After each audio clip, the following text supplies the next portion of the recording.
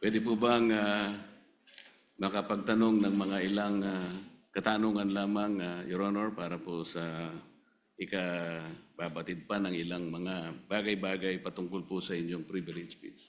Gladly po, Mr. President, sa Ginoo mula sa Pampanga at Tarlac. Salamat po. Nung nakaraang linggo po, Mr. President, ako po ay inimbitahan ng bagong ambassador ng China doon po sa kanilang embassy na parang residente rin dito sa Makati. Ako naman po ay nagpaunlak sapagkat ipinadala po nila yung invitation sa akin.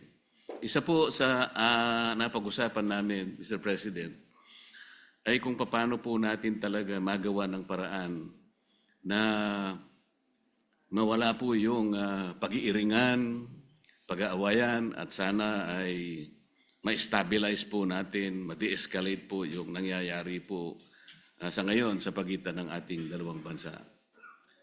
Ang sabi ko po sa kanya, Mr. President, ganun din po ang pakay ng aming bansa. Sino naman kako ang papayag naman na sa araw-araw kako na ginawa ng Diyos sa atin ay puro na lang kaguluhan ang nakikita. Hindi magiging pabor sa atin at sa ating mamamayan. Ang sabi po niya sa akin, Mr. President, na ito po ay gusto ko rin ibahagi sa ating Honorable Risa Ontiveros, Senator Ontiveros, ay yung kanilang kagustuhan talaga maisantabi natin, yung dispute ngayon. Ang sabi ko sa kanya, bakit kasi nakikita natin yung mga barko ninyo, kung minsan binubomba ninyo ng tubig yung mga ilang mangingisda namin o kaya yung nagre-resupply ng aming provision sa Ayungin Shoal. Hindi ba natin may iwasan yun? Sabi kong gano'n sa kanya. Alam mo, sabi niya, Mr. President, nung panahon ng dating Pangulo, ginawa na natin yun. We have a relative peace nung panahon na yun. Ang problema sa ngayon ay, maski ikaw, makikita mo naman, binanggit niya po yung nangyari sa ginawa yata ng spokesman o spokesperson ng Coast Guard. At ng Task Force West Philippine Sea. So yun po, na Mabuting Ginoo. sana naman ay pakaiwasan din natin yung gano'n sapagkat kung negative naman yung nakikita rin namin, hindi na naman po pwedeng hindi naman kami sumagot sapagkat ang ginawa naman nila ay they depicted our president in a very negative manner.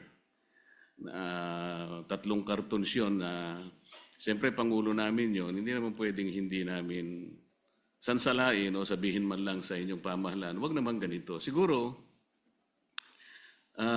ang itatanong ko po sa inyo, Your Honor,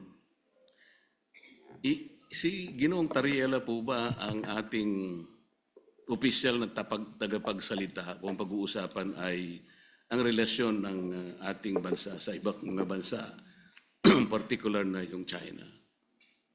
Salamat, Mr. President, at sa mabuting Ginoo mula sa Pampanga at Tarlac. Sa pagkakaalam ko po, Mr. President, si Commodore Tariela ay spokesperson ng Task Force West Philippine Sea na binuo po batay sa polisiya ng buong gobyerno natin ng whole of government approach sa ganitong kahalagang usapin ng foreign policy. At dala po niya yung updated na dokumentasyon ng ating mga kung may positibo at unfortunately mas maraming negatibong mga engagements ng gobyerno ng China sa ating karagatan, lalo na yung paghaharas po sa mga barko at mga ibang vessels ng Philippine Navy at Philippine Coast Guard, yung pagkait po sa ating mga mangingisda ng access sa kanilang kabuhayan sa traditional na fishing grounds natin, yung pag-i-interest din po nila sa ating mga gas and oil reserves sa ilalim ng ating karagatan. At sa lahat po, so far, nang nasaksihan ko pong mga pananalita ni Commodore Tariela, batid ko po ang kanilang paguyod talaga sa pambansang interes ng ating bansa. Partikular dun sa incident na tinanong ng good gentleman mula sa Pampanga at Tarlac, nagsasalita si Commodore Tariela sa isang forum sa isa sa mga kolehiyo sa ating mga pamantasan at ipinakita niya kung paano kumikilos ang gobyerno ng China led by the Chinese Communist Party at kanilang kasalukuyang presidente. Kung pagpapakita lamang po ng visuals para gawing mas dramatic o graphic para sa mga estudyante, aba po, matagal na pong nanguna ang gobyerno ng China sa ating bansa at sa ating gobyerno, pati po sa iba't ibang mga opisyal ng ating gobyerno. For at least 1 decade, Mr. President, ang mga opisyal na pahayagan ng gobyerno ng China ay nagpapakita ng mga visuals din and overwhelmingly derogatory po ang kanilang mga ipinapakita. Nilalarawan ang presidente ng Pilipinas bilang isang megaphone lamang ng ibang bansa, dinodrawing na parang marionettes lang ang ating bansa at ating mga Navy at Coast Guard vessels ng interes ng iba pang dayuhang bansa. Wala pong ipinapakitang respeto at tahasang pambabastos sa ating gobyerno.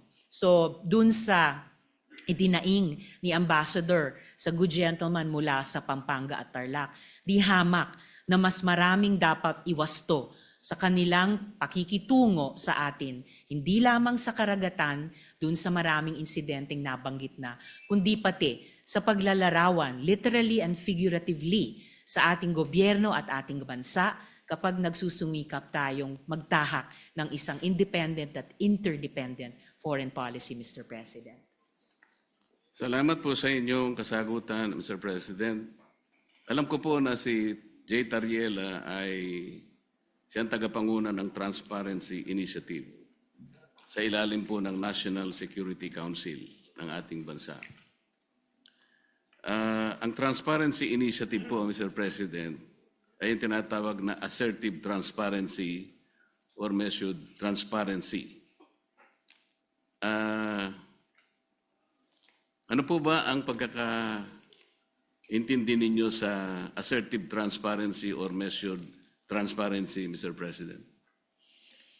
Sa pagkaintindi ko po, Mr. President, ang assertive transparency ay ibig sabihin, isa sa publiko, lahat ng mga importanteng engagement sa pagitan ng ating bansa at iba pang mga bansa, lalo na sa loob ng ating teritoryo. At particular dito, sa ating dynamic sa gobyerno ng China, ibig sabihin ay hindi magiging mahiyain ang ating gobyerno upang sabihin kapag nga may ganyang mga insidente tulad ng nagbunga ng pagkaputol ng daliri ng isang uniformed personnel natin, yung pansamantalang pagbulag at pagdinig sa ating mga personnel dahil gumagamit ng high-frequency radar o mga laser lights. At pati po yung gaya ng nabanggit na rin ng good gentleman mula sa Tarlac at Pampanga, yung pagkait na makaresupply tayo ng maayos sa ating mga personnel sa mga lugar sa loob ng ating karagatan at teritoryo. Na hindi tayo o hindi ang gobyerno magiging mahiyain sabihin ito sa ating publiko at pati sa regional at international community. Bilang mga bagay na lubos na ikinababahala at nais iwasto ng ating gobyerno, whether ang lehislatura o ang executive, Mr. President. Ang inyo pong binanggit, Mr. President, ay napapaloob dun sa definition ng assertive transparency. Ngunit kung inyo pong isasaalang-alang, Mr. President, yung assertive transparency, ito po yung merong strategic objective na sa bawat balita na ating isa sa publiko o ipapaalam sa ating mga kababayan, ay kinakailangan meron tayong kaparaanan para sa ganun ay matiyak natin na ang ating paglalahad o pagbibigay ng impormasyon sa publiko ay hindi magiging cause ng panic o kaya ay maaring ma-misinterpret ng publiko. Ibig sabihin, meron pong kaakibat na responsibilidad na maiwasan natin ang hindi pagkakaunawaan. Kasi pag nagkaroon po ng misinterpretation, lalo pong lalala ang isang maliit na problema. Yun nga ang nangyayari po sa atin ngayon, Mr. President, papalaki ng papalaki. Siguro kung pakakaiwasan pa natin yung mga bagay-bagay, lalong-lalo na sa pagsasalita ni spokesperson Tariela, imbes na po siguro papaliit ang ating problema, baka lalong lumalaki. May kasabihan po kasi tayo, Mr. President, na ang pagkakamali ay hindi may tutuwid ng isa pang pagkakamali. Maaring sabihin natin, may mali ang China. Ngunit, kung halimbawa sa kanyang paghahayag ng mga bagay-bagay na maaring malaman ng publiko tungkol sa mga inaakala nating pagkakamali o ginagawa nilang mali sa West Philippine Sea, siguro yun ay paalam natin sa paraan na hindi tayo makakagawa siguro ng lalo pang mas malaking pagkakamali na katulad po ng ginawa niya. Kailangan po bang gumamit pa siya ng mga cartoon caricatures para ipakita niya ang Pangulo ng China sa isang negative at isang nakakahiyang mga pamamaraan. Alam po ninyo, Mr. President, dito sa ating tinatawag na West Philippine Sea na kinukuwenta nga nila yan, ito'y halos equivalent ng ating exclusive economic zone. Mas marami pa pong features ang Vietnam na okupado kaysa sa China. Meron din pong features na nasa loob ng ating West Philippine Sea na ngayon ay sinakop o occupied ng Malaysia. Tinanong nga ako ng Chinese ambassador, sana man lang o kaya gusto naming mangyari kung paano nyo pinakikitunguhan naman ang Vietnam sapagkat claimant din naman sila, pare-pareho tayong claimant. Sana hindi naman yung paraan na parang kami masyado naman kaming kontrabida. Yung Malaysia, nandun din naman. Pagpupunta rin naman yung barko ninyo doon, tinataboy din naman kayo. Totoo naman po yun, Mr. President. So, sa ganito pong mga sitwasyon, kaya ko po naitanong kanina, Mr. President, kung si Ginoong Tariela ang pinaka-spokesperson ng ating bansa, kung pinag-uusapan ay foreign relations. Kasi po, ito po, sa sarili po niyang statement, doon sa kanyang panel discussion organized by Strat-based ADR Institute, ganito po yung sinasabi nila, Mr. President. Not every event in the West Philippine Sea is openly released to the public. The info must first go through the Information Working Group. Ito po ay kinabibilangan ng mga sumusunod, Mr. President. DND, AFP, DFA, DOJ, National Security Council, at saka yung PCG, yung Philippine Coast Guard. Ito po yung National Task Force sa West Philippine Sea. Kapag ka po yung IWG, ito po yung, ay na-process na po yung information at nagkaroon ng desisyon na i-release, tsaka lamang po i-release. Ibig sabihin po nito, talagang pinakaiingatan din natin na kahit paano ay makagawa tayo ng diplomatic kings or whatever. Ganun po dapat sana ang magpakaingat sana sila. Lalong-lalo na nga po ay meron na nga tayong problema. Karaniwan po kasi sa mga bansa na merong ganitong disputes. Kagaya po ng sinasaad po ng ating Book 4, Title 2, Chapter 1 ng ating Executive Order 292, Mr. President. Ito po yung tinatawag nating Administrative Code of the Philippines. Pagka pinag-uusapan po ay foreign relations talaga, ay ang Department of Foreign Affairs ang dapat po sana ang opisyal na magpapaliwanag o magko-convey ng ganong klaseng pagpapaliwanag o anumang gustong i-convey sa ating mga karatig bansa. Ginoong Pangulo, masasabi po ba natin na si Ginoong Tariela ay nakikipag-coordinate sa bawat salitang bibitawan niya sa publiko, lalong-lalo na yung sinasabi niya na kailangan informahan ng public. Kiniklear po niya kaya ito sa Department of Foreign Affairs, gayong ito ang official organ ng ating pamahalaan para sa ganun ay maiwasan po natin ang lalo pang pagkakamali. Sa tingin ko po, Mr. President, dahil meron tayong pong presumption of regularity, lalo na sa pagitan ng lehislatura at saka ng executive, opo, nananalig ako na nagko-coordinate si Commodore Tariela, nagko-coordinate ang buong National Task Force on the West Philippine Sea sa lahat ng mga departamento na bumubuo at gumagabay sa kanila, lalo na ang Department of Foreign Affairs. At bilang miyembro ng lehislatura, hindi po ako makikialam kung ano ba ang mga dynamics nila or kung maganda ba or hindi maganda ang kanilang working relationship on any one day or the other. Basta para sa akin po, bilang isang mambabatas, meron akong presumption of regularity dun sa pagkilos ng buong National Task Force on the West Philippine Sea, and in this particular case, lalo na kay Commodore Tariela. And i-shift po natin o lakihan po natin yung magnifying glass na meron po tayo ngayon. Ang problema po ay hindi kay Commodore Tariela. Ang problema talaga ay sa kondukta ng Chinese government sa kasalukuyang dynamics. Kung sumasakit ang loob nila dahil ayon sa kanila masyado naman silang kontrabida. I'm sorry, in this particular case, sila talaga ang pinaka-kontrabida. Hindi po nila pwedeng sabihin na mas marami namang ino-occupy ang Vietnam, may mga kasalanan din ng Malaysia. Opo, alam natin may iba't ibang claimant country sa buong South China Sea at yung iba ay kumbaga karibal din natin sa mga claims natin bilang Pilipinas. Pero hindi naman ina-attack ng Vietnamese Navy ang Navy at Coast Guard natin.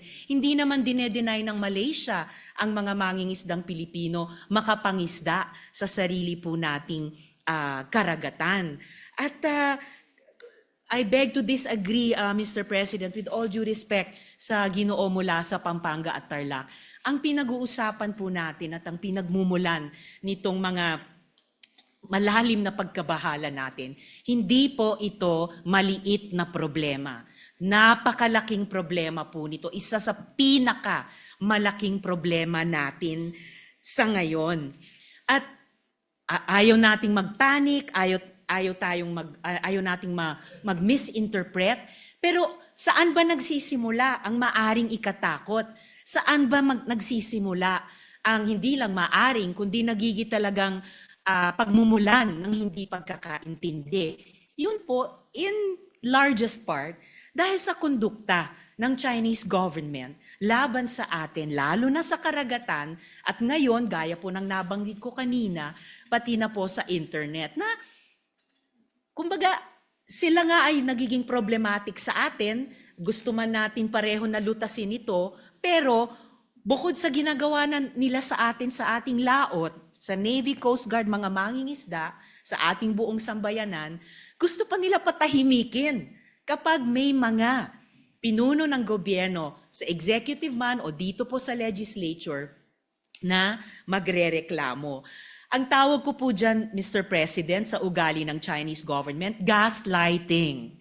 Sila na nga ang gumagawa ng mali, mamasamain pa nila kapag pinuna ng ating panig, ng ating gobyerno, tayo pa ang may kasalanan at sila pa ngayon ang biktima. Classic gaslighting behavior po yun. Napaka negative na psychology yan kung sa individual na tao po or kung sa interpersonal na mga relasyon. And dapat huwag gagawin yan, huwag gagamitin yung ganyang cheap tactic nila, lalo na po sa foreign relations. Lalo na kung totoong gusto nilang lutasin natin ng maayos ang hindi maliit, kundi napakalaking problema nito, Mr. President. Mr. President, sa tanong ko po kanina kung ikinukonsulta ni Ginoong Tariela sa DFA ang kanyang mga ginagawa at pagpapahayag sa publiko, at ang sinagot po ay siguro naman po, maaari sapagkat yung pong presumption of regularity. Alam po ninyo, nakausap ko mismo ang Secretary of the Department of Foreign Affairs.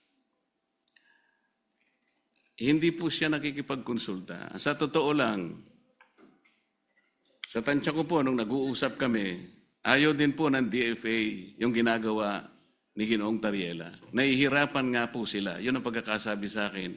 Dahil imbes na makatulong sa kanilang gawain at sa kanilang responsibilidad na panatilihin natin, yung gawin ba nating kahit na medyo mahirap. Ang sabi ko nga sa Chinese Ambassador, Mr. President, alam kong mahirap ang kalagayan natin.